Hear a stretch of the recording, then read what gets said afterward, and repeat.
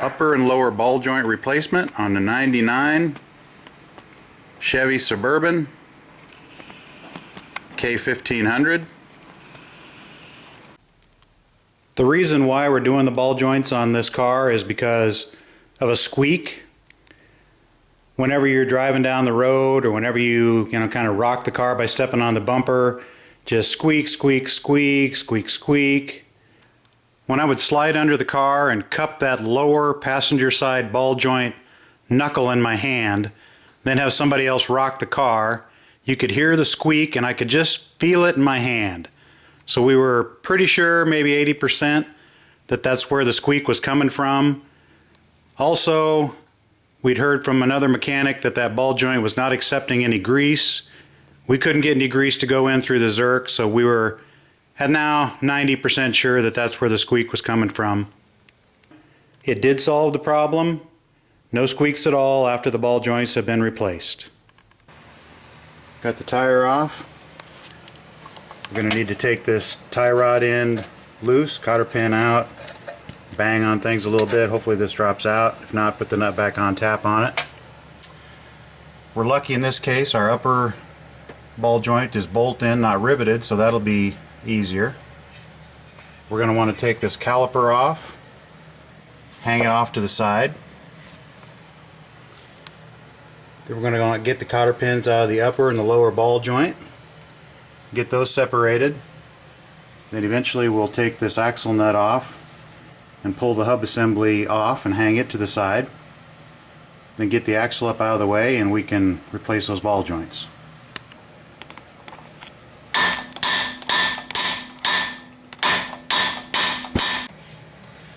Yeah, got an Allen head bolt here in the caliper. Two of those.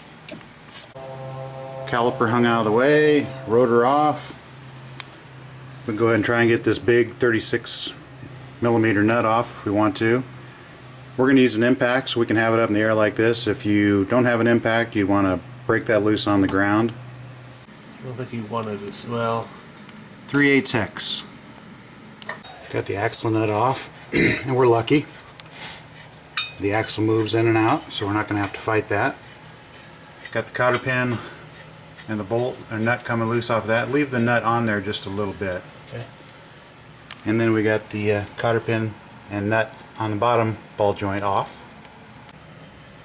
After a lot of banging right in here, this thing finally dropped out.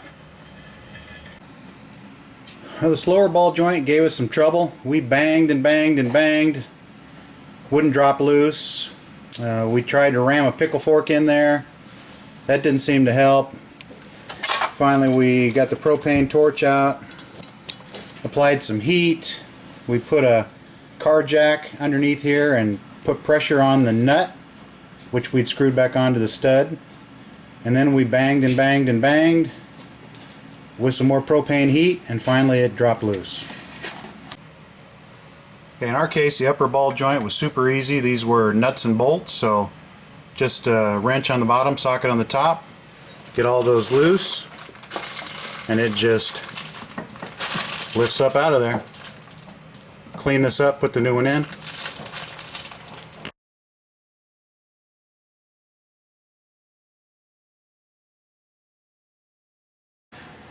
I can't exactly tell you how I did it, but I got this whole assembly to pop out of that axle and to come off of that lower ball joint. And we did not take this cable loose that's for the anti-lock brakes. You want to be very careful you don't yank it and rip it out, but without too much trouble it came out of there, and we're tying it up here now. Then we're going to tie this axle out of the way, and then we'll start pressing that lower ball joint out. This anti-lock brake cable goes up here behind the splash shield. There's one bolt, and then there's a little connector. You'd be smart if you undid that connector and got this cable completely out of your way so you don't fight it and tear it.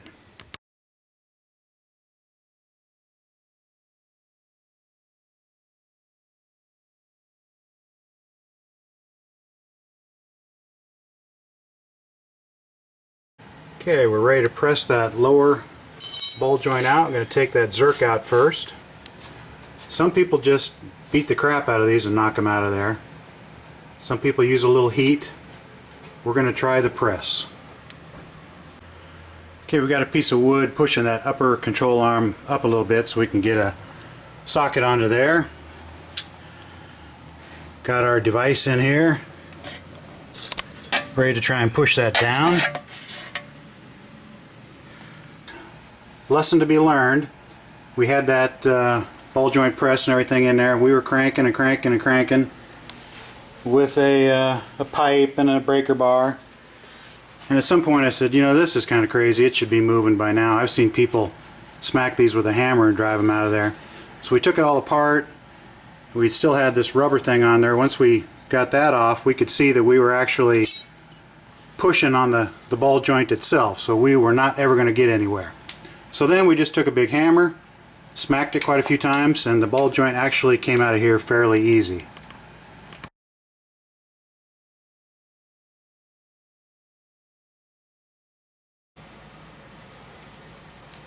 Here's the ball joint. You can see it does have the knurling on it, and it has the grease zerk coming out the side. So I believe this is what they call the ones for the welded lower control arm. We had bought these. There's no knurling. Grease zerk comes out the bottom, which wasn't going to work very well unless you put a 90 on there. So this is not the right one. This is for a forged lower control arm. Okay, we've got the correct ball joint now. Here's where the grease zerk goes. And in the control arm, there's a little indentation where that grease zerk needs to face.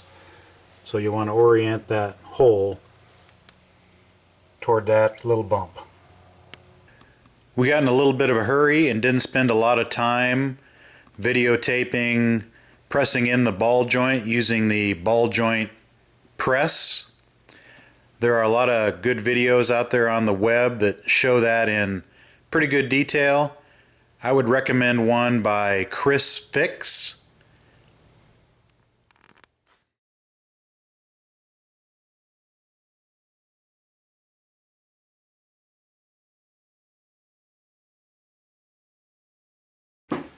Wish I could give you some good tips on how to get that axle through there.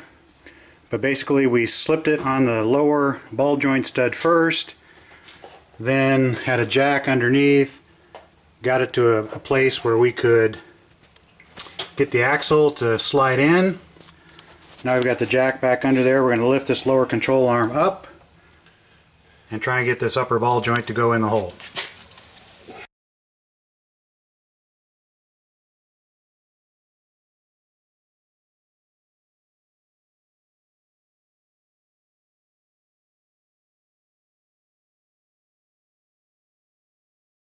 Documentary. Okay, we put this thing together the first time and it just seemed like this axle was way too far out.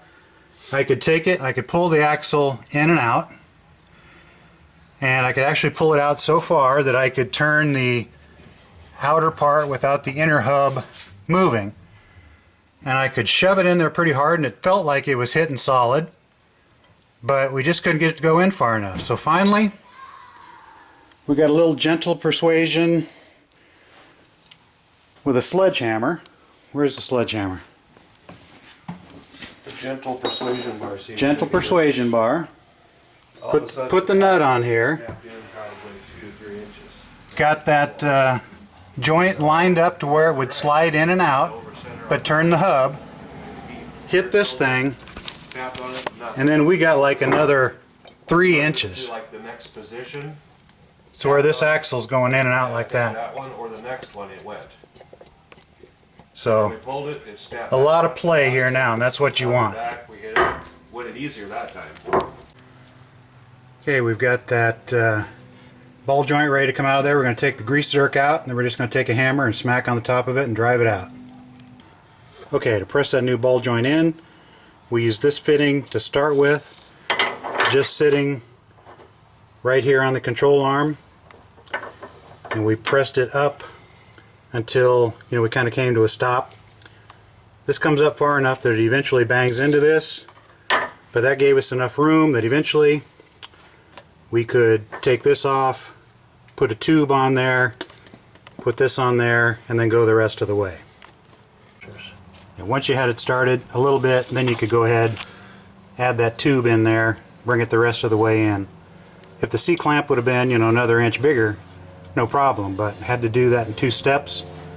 Otherwise, if that pipe was a little bit shorter, it would have worked, but we had to do what we had to do. Actually, once we pulled that in there as far as we could with that first fitting, we put the tube on there, and then we just put this plate on there, and that saved us enough room we could get the C-clamp on there. There just wasn't enough room for this setup here, so we went with the plate on top. This video is not as detailed as I would typically do. I was helping a friend replace these things. We had some trouble and gotten kind of flustered and in a hurry, and did not do as much videoing as I would like. The most important thing we figured out was that axle thing. When we tried to put it all back together, we were having a heck of a time. We could get the axle in, but things just weren't lining up. It was like, there's no way we're going to get this upper ball joint to slip in that hole. And it's like the axle was sticking out too far. So we grabbed the axle, and I could hold the boot against the transmission, and I could pull the axle out, and I could get it to where it popped out a joint, and I could spin the axle without spinning the transmission hub. But then I could turn it a little bit farther, and it would drop into a hole. Then I could push the axle in, and it sounded like it bottomed out. But it just seemed like it needed to go in another 2-3 inches. And I was banging pretty hard by hand and just wasn't getting it to go. So finally we got it to where it popped into a socket, and then we put the nut on the end of the axle and gave it a couple of firm taps with the sledgehammer, and popped in there.